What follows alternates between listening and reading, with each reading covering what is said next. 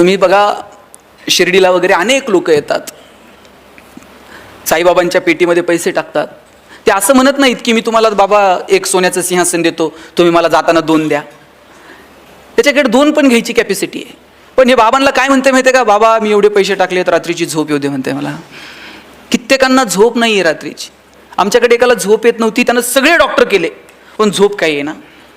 डॉक्टरला म्हणलं डॉक्टर काही करा, पण डॉक्टर म्हणले बाबा माझे इलाज संपले, तू आणखी दुसरा डॉक्टर बघ. कंटाळला घरी निघाला होता आणि रस्त्याला एक महाराज बसलेले होते. महाराजांचे जाऊन पाय धरले. महाराज म्हणले तुला झोप येत नाही, मी काय करू बाबा. नाही म्हणला सगळे डॉक्टर झाले, महाराज काहीतरी उपाय सांगा. महाराज म्हणले आता कुठे याच्या नादी लागता. महाराज म्हणले एक काम कर, ज्याला झोप लागते त्याचा शर्ट घालून झोप म्हणले. हॅलो म्हणला, महाराजांनी एकदम सोपा उपाय सांगितला. तिथून उठला आणि डॉक्टरकडे गेला आणि डॉक्टरला म्हणला डॉक्टर आता गोळी नको, औषध नको, इंजेक्शन नको, सलाईन नको. म्हणले मग. म्हणले मला तुमचा शर्ट द्या म्हणले. म्हणले शर्ट बावळट आहे का तुझं. ते म्हणले अहो मला महाराजांनी सांगितलंय ज्याला झोप लागती त्याचा शर्ट घालून झोपत जा. डॉक्टर म्हणले तुला कुणी सांगितलं मला झोप येते नीट म्हणून. हॉस्पिटल बांधायला कोटीत कर्ज काढलंय, बँकेचा हप्ता जवळ आला का गरज नसताना पेशंट ॲडमिट करावं लागतंय, गरज नसताना सलाईन लावावं लागतंय. त्याच्यात मेहुण्याला मेडिकल टाकून दिलंय, हे मेहुण्यालाच द्यावं लागतं साहेब, अलिखित नियम आहे. महिना अखेरला आमची भांडणं वादावधी, अजिबात झोप नाही. उठ म्हणले दोघं मिळून शोधू कुणाला झोप लागते. दोघं मिळून एका इंजिनियरकडे गेले. म्हणले बाबा तुला झोप येते का. इंजिनियर म्हणला 6 महिने झाले पालिकेत बिल अडकलंय, ह्या टेबल उठ म्हणले चल. 25 जण गोळा झाले पण एकाला सुद्धा झोप लागत नव्हती. शेवटी एका पुढाऱ्याकडे गेले. म्हणले बाबा तुला तर लागत असेल, आता आमचं दुखणं काय सांगायचं आहे. म्हटला कधी कोण मुख्यमंत्री बदलल आणि कधी कोण सत्तेवर येईल आणि कधी कोण गुवाहाटीला जाईल आणि कधी कोणाला तिकीट मिळेल, काहीच सांगू शकत नाही. म्हटला हे सगळं काहीच शाश्वत नाही, आमच्या इतकं तर दुःखी आणि संकटात कोण नाही म्हटले. त्यांनी मग साहेब एक करा, तुम्ही आमच्यासोबत चला, आपण शोधू कुणाला झोप लागते. 25 जण गोळा झाले पण एकाला सुद्धा झोप लागत नव्हती. शेवटी सगळेजण दमले आणि एका शेताच्या बांधावर जाऊन बसले. म्हणजे जरा दम खाऊ आणि संध्याकाळी परत शोधाशोध सुरू करू. एक शेतकरी नांगरत होता, धोतर गुंडाळलेलं, अंगात शर्ट नाही, घामाघूम झालेला. नांगरून झालं, बैल आंब्याला नेऊन बांधली, पळत पळत गेला, विहिरीत उडी मारली, बाहेर आला, अंग पुसलं, बायकोनं दिलेलं गाठोडं सोडलं, 2 भाकरी दुधात चुरून खाल्ल्या, पायातली चप्पल उशाला घेतली आणि 1 मिनिटात घोरायला लागला. हे 25 जण म्हणले सापडला की ज्याला झोप लागते म्हणून. यांनी असा गदा गदा हलून उठवला. म्हणले अशीच झोप लागती. शेतकरी म्हणला आजच शेड्यूल आहे म्हणला आपला. संध्याकाळी म्हणला सूर्य उतरायला खाली उशीर, वजभर गवत कापलं, घेऊन गेले, जनावराला खाऊ घातलं, सगळं म्हणला एकदम ओके. तुम्ही ते ओके तिकडे नेऊ नका. हे 25 जण म्हणले आमच्यावर एक उपकार करशील. म्हणले काय. म्हणले आम्हाला 25 जणांना तुझा एक शर्ट देशील का.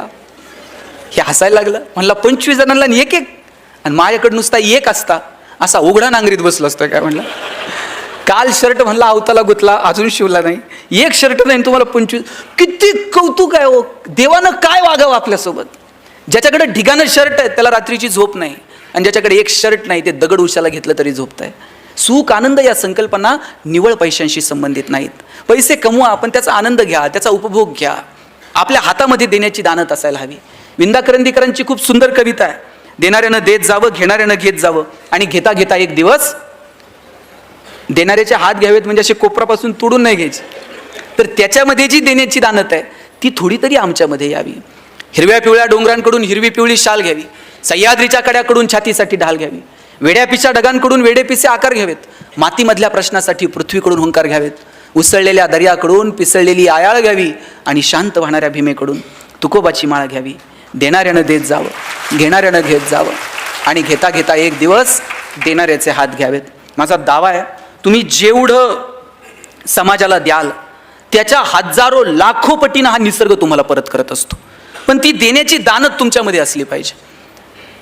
निसर्ग इतका समृद्ध, एक दाणा पेरला तर त्याच्या 1000 दाणे उगवतात. हो तुमचं उसणं ठेवायला निसर्ग इतका वेडा नाहीये. तुम्ही जेवढं द्याल समाजाला त्याच्या हजारो लाखो पटीनं हा निसर्ग तुम्हाला परत करतो. मी म्हणत नाही तुमच्याकडे आहे ते सगळं समाजाला वाटून टाका, पण ज्यांची बाग फुलून आली त्यांनी 2 फुलं द्यावीत, ज्यांचे सूर जुळून आले त्यांनी 2 गाणी गावीत, ज्यांच्या दारात आभाळ भरून आलं त्यांनी उंजळभर पाणी द्यावं आणि ज्यांची उंची आभाळाला टेकली त्यांनी अशाच माना वर करून बघू नये. थोडंसं खाली झुकावं आणि जी माणसं मातीत मिसळतात त्या मातीत मिसळणाऱ्या माणसांना थोडंसं वरती उचलून घेता येईल का? मला वाटतं याच्यासाठी काम करावं. बाबा आमटे नगरपालिकेतनं असे बाहेर पडले. एक कुष्ठरोगी पावसात भिजत होता. त्या पावसात भिजणाऱ्या कुष्ठरोग्याला उचलायला गेले आणि उचलता उचलता त्या कुष्ठरोग्याची बोटं तुटून आली बाबांच्या हातात. घरी गेले, बायकोनं जेवायला वाढलं, एक घास सुद्धा बाबांनी गिळला नाही. लहान मुलासारखं बाबा रडायला लागले आणि बायकोनं विचारलं, रडता का?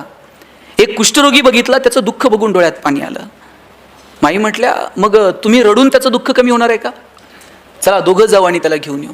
दोघं नवरा बायको गेले, त्याला घेऊन आले आणि पाहता पाहता काट्याच्या वनात सुद्धा सुंदर आनंद उभं राहिलं. पण समाजाकडे पाहण्याची जी दृष्टी आहे ना, ती दृष्टी आपल्याकडे अपेक्षित आहे हो. ती दृष्टी कशातनं मिळते? कुठलाही महागडा गॉगल लावून ती दृष्टी नाही मिळत, ती अंतर्मनातून प्रकट व्हावी लागते.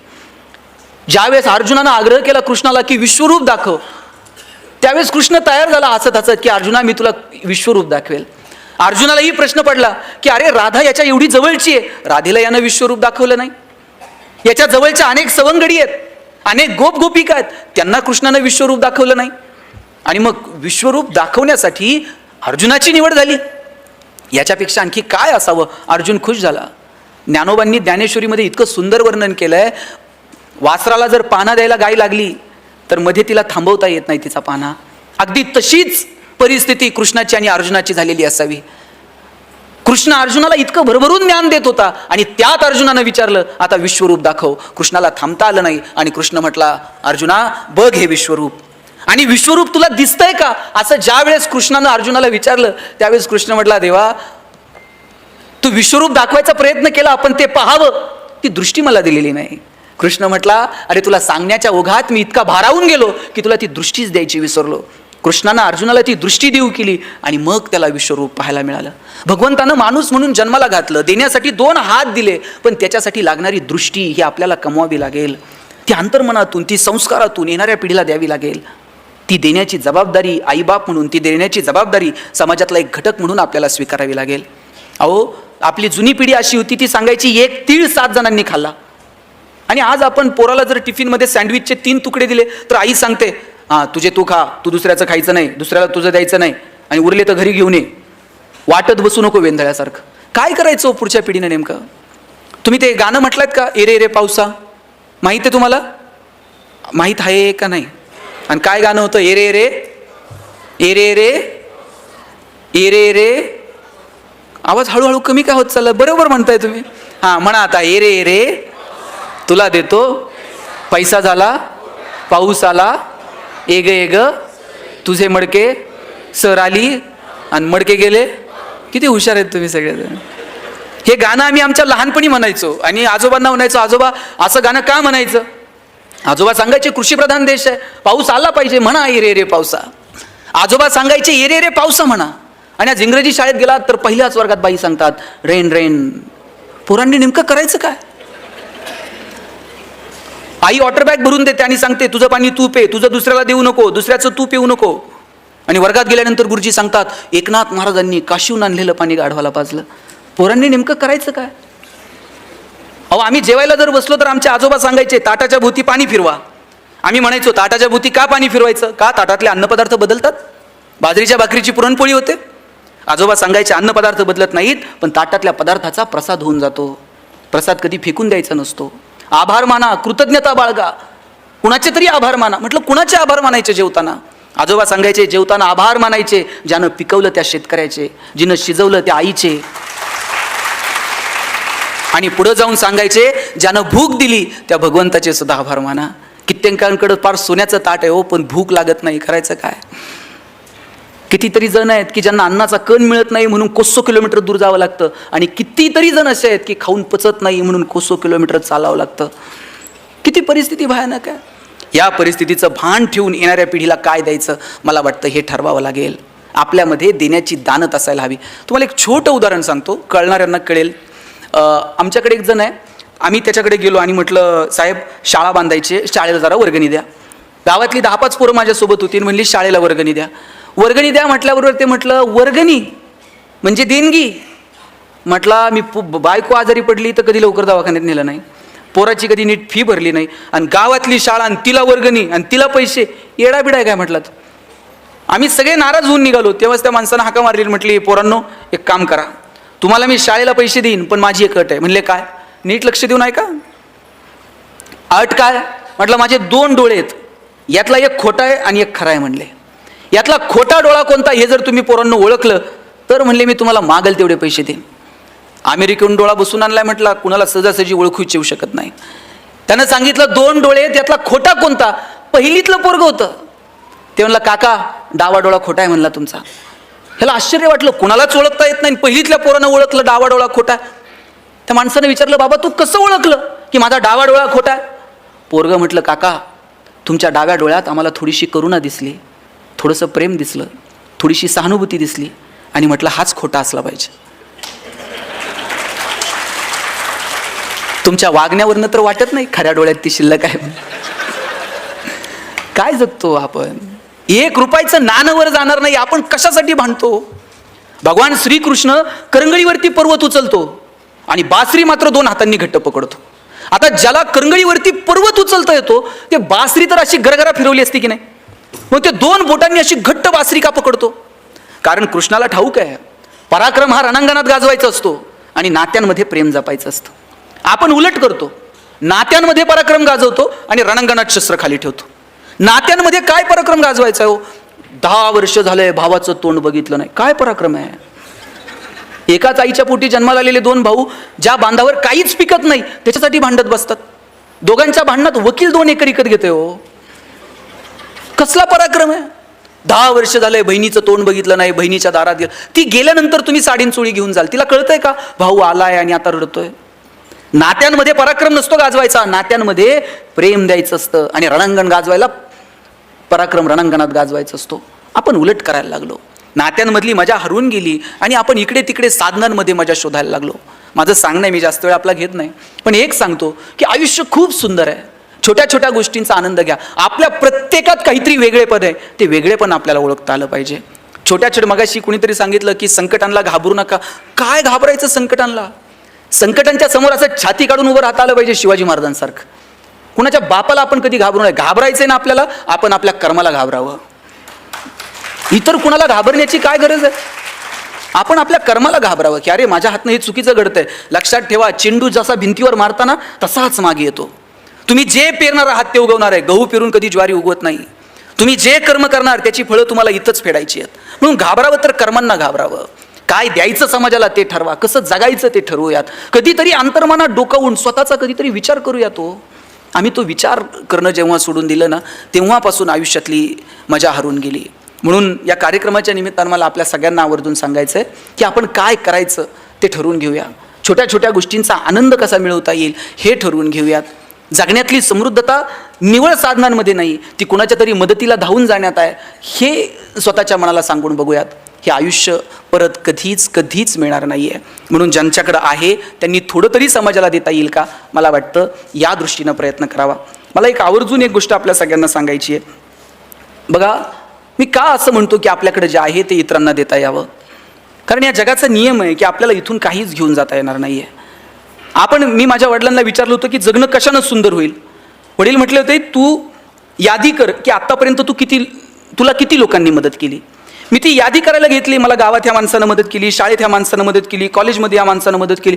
मी 100-150 लोकांची यादी केली की या 150 लोकांनी मला माझ्या आयुष्यात आजपर्यंत मदत केली. वडील म्हटले वा, तुला आठवत आहेत ती माणसं की ज्यांनी तुला मदत केली. आता दुसरी यादी कर, तू किती लोकांना मदत केली आयुष्यात. साहेब, मी ती यादी करायला घेतली, 5-6 लोकांपेक्षा जास्त नावं मी लिहू शकलो नाही. वडील म्हटले ज्या दिवशी तुझी दुसरी यादी पहिल्या यादीपेक्षा मोठी होईल ना, त्या दिवशी जगणं सुंदर होऊन जाईल. आपण किती लोकांचं जगणं सुंदर करू शकलो, किती लोकांना ताकद देऊ शकलो. म्हणून संकटांच्या समोर गडबडीत व्हायचं नाही. जितक्या लोकांना मदत करता येईल तितक्या लोकांना मदत करावी. कुणी संकटात आहे, कुणी अडचणीत आहे, त्याला धावून जाता येईल का? आणि प्रत्येक वेळेस पैसेच लागतात मदतीला असं नाही आहे. कधीतरी एखादं चांगलं काम करतोय ना, त्याच्या पाठीवर थाप मारा आणि त्याला सांगा वा छान काम करतोय, आम्ही आहोत तुझ्यासोबत. एवढं म्हटलात ना तरी त्या माणसाला 10 हत्तीचं बळ येतो काम करायला. म्हणून संकटांच्या समोर गडबडीत होऊ नका. शिवाजी महाराज मिर्झाराजेसोबत तह झाला, एक किल्ला मिर्झाराजेला द्यावा लागला आणि नुसते किल्ले देऊन थांबले नाही, औरंगजेबाला भेटायला जावं लागलो. बरं, राजे एकटे गेले नाहीत, एवढ्याशा संभाजीराजाला सोबत घेऊन गेले. एखादा बाप म्हटला असता मी संकटात चाललोय, लेकराला का नेऊ, पण घेऊन गेले संभाजीराजांना सोबत. मग मधला जो प्रवास आहे आग्र्यापर्यंतचा ताई, त्या प्रवासामध्ये शिवाजीराजांचं आणि संभाजीराजांचं काहीतरी बोलणं झालं असेल की नाही? काय बोलले असतील शिवाजीराजे संभाजीराजांना? स्विस बँकेत आपला अकाउंट आहे, पासवर्ड सांगतो, काय बोलले काय असतील? शिवाजीराजांनी सांगितलं असेल, शंभूराजे आतापर्यंत तुम्ही जिंकणं बघितलं, आतापर्यंत तुम्ही यश बघितलं, आयुष्यातला संघर्ष सुद्धा जवळून बघा, चला माझ्यासोबत. घेऊन गेले.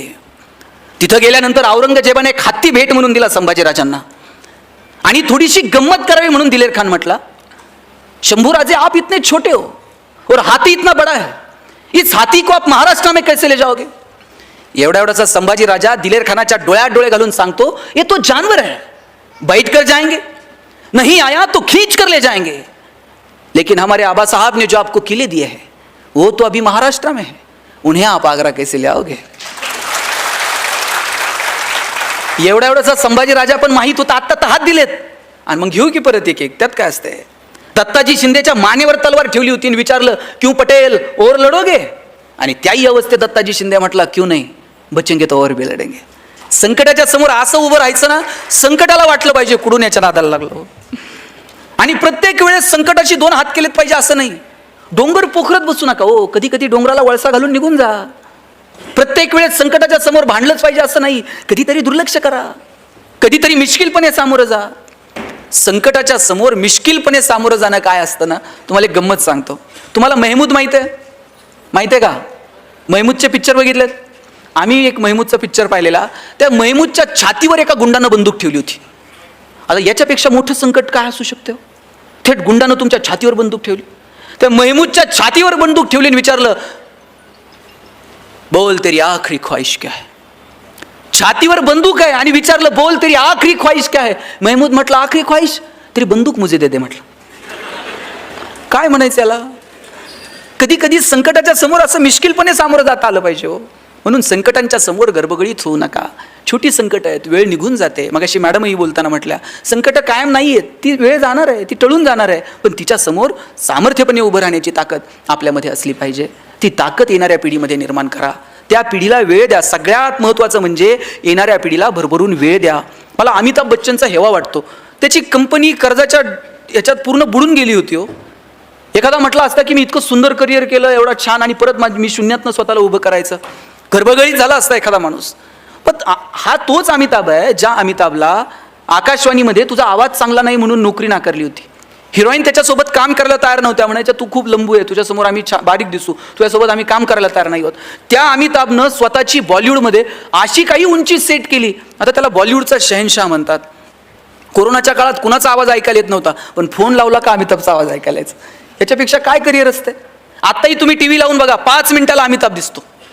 कोण बनेगा करोडपतीमधून पैसे कमवायला सांगतो, कमवलेल्या पैशातून कल्याण ज्वेलर्समध्ये जाऊन सोनं खरेदी करायला सांगतो, सोनं खरेदी केल्यानंतर मुथूट फायनान्समध्ये ठेवून कर्ज काढायला सांगतो, कर्जाचे हप्ते नाही भरता आले तर ते नवरत्न तेल आहेच, थंडा थंडा कुलकुल. कुठं नाही अमिताभ, कुठं नाही हो. का आम्ही हरायचं? आणि का किती आदर्श तुमच्या माझ्या डोळ्यात. तुम्ही सचिन तेंडुलकरची उंची किती हो? उंचीनं कमी असणारा माणूस, पण सचिनला बाउन्सर खेळता येत नव्हता, हाईट कमी होती. एक बाउन्सर आला वॉकर युनिसचा, नाकावरती लागला, रक्त यायला लागलं. लोक म्हटले आता याला स्ट्रेचरवरती न्यावे लागेल पॅव्हलियनमध्ये. सचिननं असं तोंडावरती पाणी मारलं, क्रीजवरती जाऊन उभा राहिला, अशी बॅट आदळली आणि समोरच्या फलंदाजाला सांगितलं, रुक मैं खेळेगा. आणि सचिननं कितीतरी बाउन्सर असे मैदानाच्या बाहेर टोलावून लावले. आणि आज क्रिकेटच्या क्षेत्रातला बाप झाला सचिन तेंडुलकर. अहो कितीतरी बाउन्सर येतील आपल्या या अंगावर, फटकावून लावायचे थेट स्टेडियमच्या बाहेर. कधीतरी प्लेट करा, कधीतरी एखादा सोडून द्या. प्रत्येकच फटकावला पाहिजे असे नाही, पण कधी काय भूमिका घ्यायची हे ठरवता आलं पाहिजे. आयुष्य खूप गोड आहे, खूप सुंदर आहे, त्यातला एका पावलाची मजा घ्या आणि नात्यांना वेळ द्या. तुमच्या ऑफिसमधलं तुम्ही कुटुंबात कमी तितके तुमच्या ऑफिसमध्ये आहात, बरोबर? तुम्ही फील्डवर इतका वेळ आहात की तितके तुम्ही घरात पण नाही आहात. मग ऑफिसमधलं वातावरण किती छान असलं पाहिजे.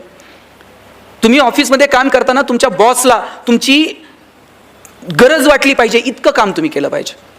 म्हणजे एखाद्या दिवशी जर तुम्ही आला नाहीत ना, तुमची उणीव तुमच्या बॉसला जाणवली पाहिजे. असंच एका कंपनीत मी लेक्चर देत होतो आणि म्हटलं तुम्हाला तुमचं सेल्फ अप्रायझल जर करायचं आहे ना, तर तुमच्या बॉसला तुमची उणीव जाणवली पाहिजे. म्हणजे तुम्ही जर एखाद्या दिवशी रजेवर आहात, तुमच्या वरिष्ठ अधिकाऱ्याला वाटलं पाहिजे अरे आज ते नाही आहे त्याच्यामुळे ते जरा अडचण आली. तुमची उणीव जाणवली तर समजावं की आपण कामाचे आहोत. दुसऱ्या दिवशी एकानं ऑफिसच्या चाव्याच लपून ठेवल्या आणि ऑफिसला निघून गेलं. म्हटलं हे काय? म्हणलं उणीव जाणवली पाहिजे, दिवसभर फोन करताय म्हणले मला. हे असलं नाही हो, डिवोशननं काम केलं पाहिजे.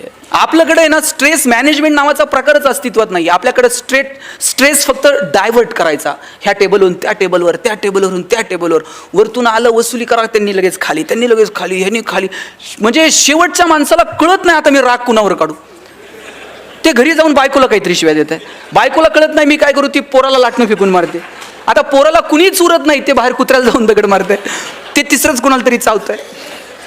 स्ट्रेस मॅनेज होईल का? वरिष्ठांनी आपल्याला सांगितलंय बसूयात, एकत्र येऊयात, प्लॅन करूयात, तू हे कर, तू ते कर.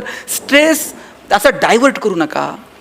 सगळ्यांनी एकत्र मिळून आपल्याला ह्या गोष्टीला सामोरं जायचं, त्याचा छान प्लॅन करा. प्लॅनिंग म्हणजे काय? Think before act. कोणतीही कृती करायच्या अगोदर केलेला विचार म्हणजे planning. Proper utilization of the resources. तुमच्याकडे जे रिसोर्सेस आहेत ते तुम्हाला प्रॉपर वेने युटिलाइज करता येतील का, त्याचा विचार करा. मग जगण्यात असो किंवा तुमच्या कामात असो. भगवंतानं आपल्याला प्रत्येकाला काहीतरी वेगळं दिलंय. आपल्यातलं वेगळे पण काय ते स्वतःला विचारा, ते स्वतःला वारंवार सांगा. ह्या तुझ्या स्ट्रेंथ आहेत, हे तुझे विकनेस आहेत, हे विकनेस तुला कमी करायचे, ह्या स्ट्रेंथ तुला वाढवायच्यात.